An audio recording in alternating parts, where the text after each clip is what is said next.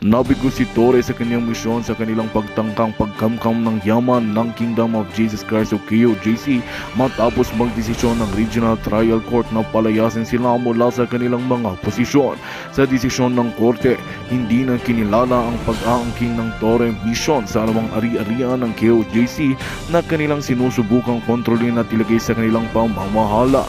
Ayon sa RTC, walang legal na batayan ng mga hakbang na ginawa ni Torre na nagresulta sa agarang pagpapalaya sa kanilang pagbabalak sa tamang pamunuan ng simbahan. Bukod sa pagkatanggal sa posisyon, humaharap ngayon si Torre sa patong-patong na mga kaso kabilang ang falsification of documents, estafa at illegal possession of properties. Ang mga kasong ito ay kaugnay ng kanilang tangkang kontrolin ng mga ari-arian ng KOJC sa pamamagitan ng pagpapalsipika ng mga papeles at pagpapanggap na sila ang lehitimong tagapamahala.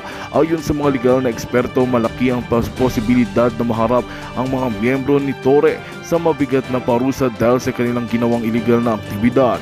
Samantala, nakakuha na ng protection order ang KOJC laban kay Torre upang maprotektahan ang kanilang mga miyembro at ari-arian mula sa anumang banta o pagkilos ng nasabing grupo. Yun sa pamunuan ng KOJC, patuloy silang magbabantay at maghahanap ng hustisya laban sa mga nasa likod ng tangkang pag-aangkin sa kanilang yaman. Tiniyak din ng simbahan na magpapatuloy ang kanilang mga serbisyo at gawain sa kabila ng pagsubok na kanilang kinakaharap at nananawagan sila sa kanilang mga miyembro na manatiling matatag at magkaisa para sa ikakabuti ng lahat.